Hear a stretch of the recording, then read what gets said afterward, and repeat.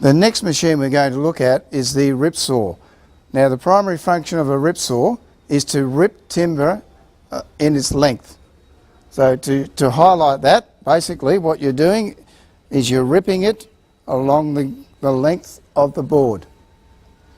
Now there's two types of ripping. There is ripping in width, which is this, where you actually rip it across the width of the board, or ripping on edge, or more commonly known as deep ripping.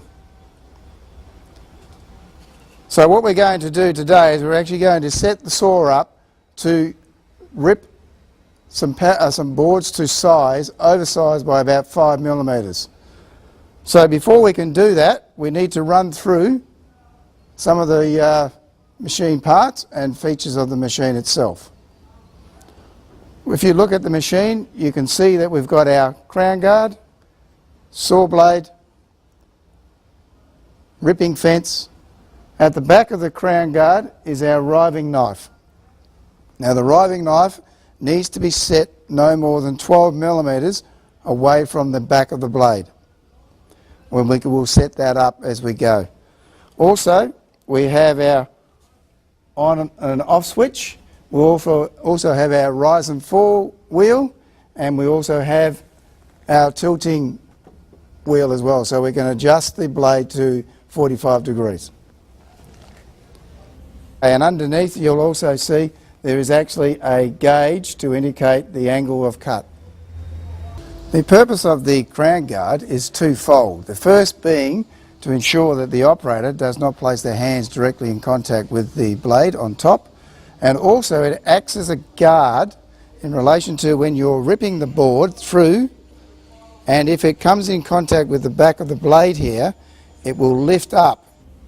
When it does that, the purpose of this guard is to ensure that it doesn't come up too far and then fly back and hit the operator in the face. The riving knife, again, like the crown guard, has two purposes. The first being to ensure that when ripping the material through the saw, it actually keeps the timber apart so that it doesn't come into contact with the back of the saw, and then basically to prevent kickback. The second reason for the riving knife is to protect the person who is tailing out, so that when the boards come through, they don't have their fingers in contact with the back of the blade.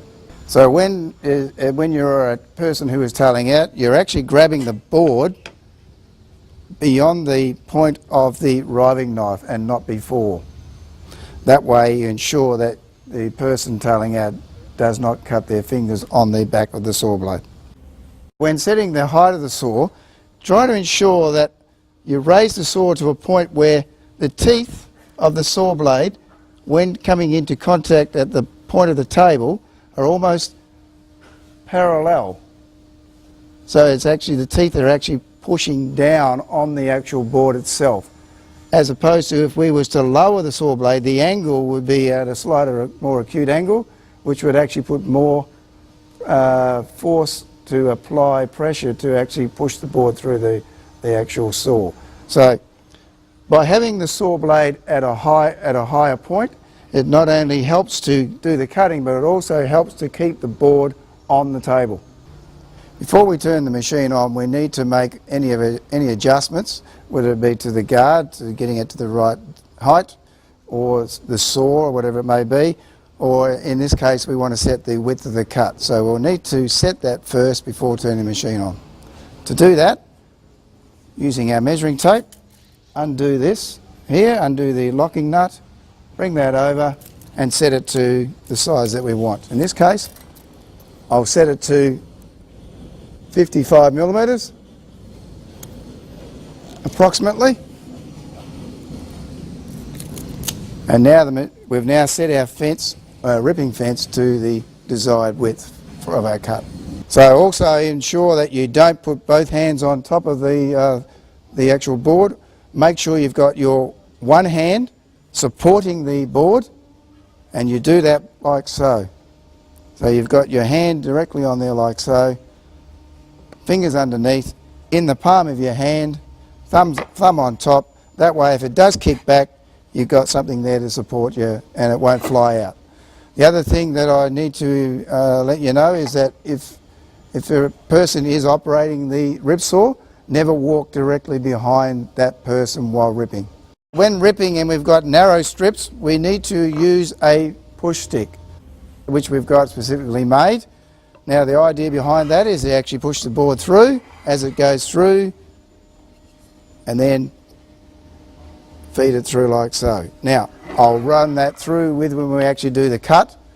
The other option you've got is to place the board through, go to about here, say, pull it out, turn it over